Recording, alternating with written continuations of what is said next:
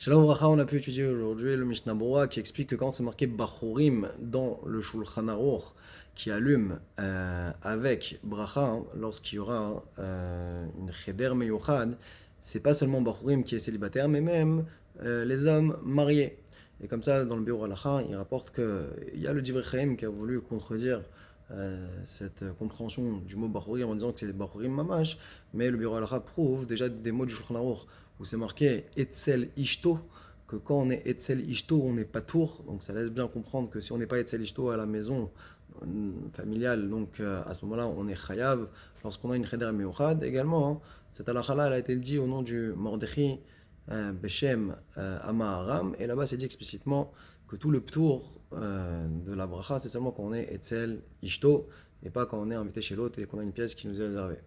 Alors sur ça, le Biur Halacha va faire du seder dans la compréhension et nous dire que il faut distinguer deux choses. Il y a ce qu'on va appeler la chovat agouf, qu'on a chacun une mitzvah d'allumer les nérodes de Shabbat. Et à partir du moment où dans la maison, la femme elle a allumé, eh bien la bracha qu'elle a faite va se porter sur toutes les pièces de la maison.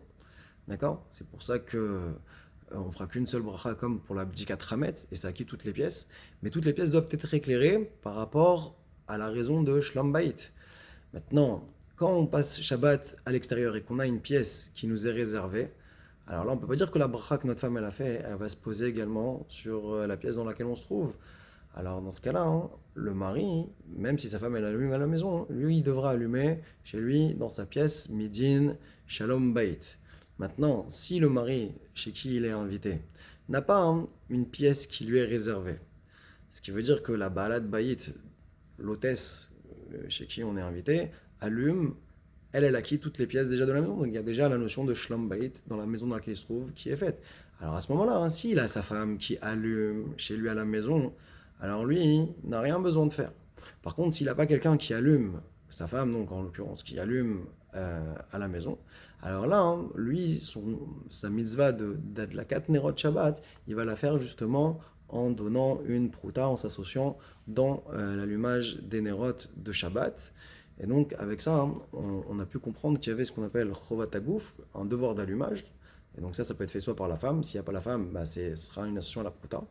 Ou bien, hein, il y a aussi la notion d'être éclairé pour le Shalom Bayit. Et quand on a une pièce personnelle, alors obligatoirement on doit le faire.